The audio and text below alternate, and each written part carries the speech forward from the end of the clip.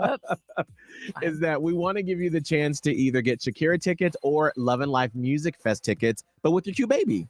Yes, exactly. We're looking for the Queen City's cutest baby. So you can upload your cute baby to hits961.com, share the link so your friends and family can vote, because the winning baby gets their parents either Shakira tickets or tickets to Love and Life Music Festival. It's sponsored by Reach Fertility. And now, by the way, if you have a confession, you can text it to us, putting the word hits with it and send it to 96893. You'll be anonymous. Here's the first Queen City confession. A few weeks ago, my best friend and I got an Airbnb for a little weekend getaway with her new boyfriend. One morning, I came out of my room and saw him sitting in the living room. He had just clipped his toenails. And then, I swear on everything, I watched him use it to pick something out of his teeth. I haven't said a word to her about it. She's super into him, and I don't want to ruin things, but I can never unsee that. Thank you for getting it off your chest. I know you needed to. Yeah. I mean, I feel like that's one of those situations where it's not going to, like, there's nothing to be gained from telling your best friend that. No. You just sort of go, okay, well, that's him. Humans are gross sometimes. Yes. No. Yes. Yeah. Mm-hmm. Ugh. I don't, but I would like to know, though, why does he do that? Why? I don't know if, like, can we also leave room for the fact that, like, maybe he doesn't usually do it, but, like, maybe the opportunities collided. He's like, need to clip my toenails. Oh, what's this in my tooth? Well, I know this is a long shot. We probably won't get any, no, but please, no. I want to, do you use your toenails to floss? Like, how? We need answers. 1-844-HITS-961. 1-844-448-7961 or text hits in your message to 96893. Here's another Queen City confession.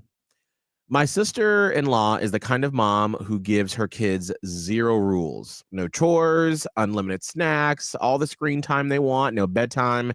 They even sleep in her bed like it's totally normal. But here's the thing. I hate when they come over to our place.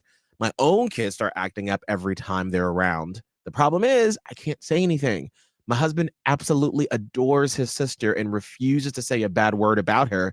But I'm at the point where I don't want those kids coming over anymore. I just don't know how to tell him without blowing everything up.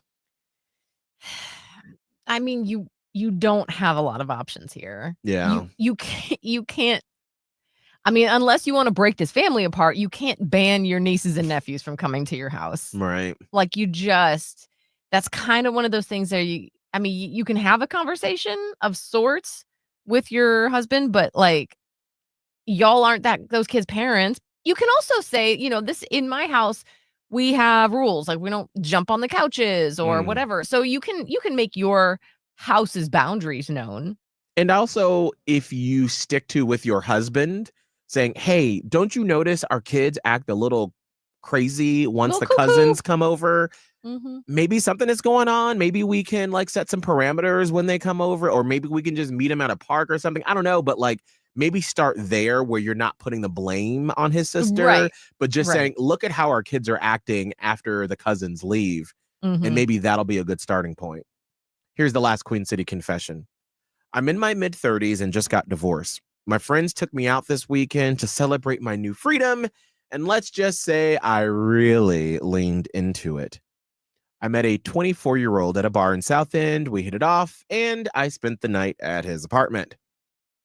I snuck out of his apartment the next morning and got completely turned around trying to leave.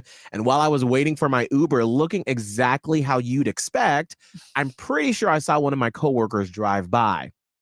I feel kind of bad, but also kind of amazing. I forgot what it felt like just to be wanted.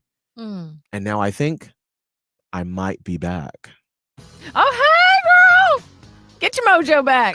Be safe. Right. Be safe, always. Right. That's rule number one. In multiple different ways, be safe. But I mean, who hasn't gotten turned around leaving a one night stands place, getting an Uber? It happens. Save that. Especially these apartment complexes that they're building all over South End and everywhere. I can see how you could easily get turned around, but to me, it's awkward part. I'm saying, like, I feel like it would be just so difficult if you're stumbling out, like, very nervous anyway, and of course, then you just are like, I don't even know where I am. But you know what? At least this wasn't after Halloween, and you're just standing there, looking In a like costume. yeah, Shrek on the side of the road. Fiona. If there's a confession you want to get off your chest, text hits and that secret to 96893. All right, it is 7:15. On Friday's show, I told you that my husband Abe and I had a big decision to make. Do we let a longtime friend of mine who's in a tough spot move in with us this June if they can't find any work?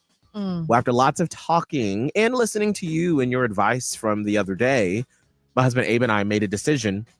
I'll update you next.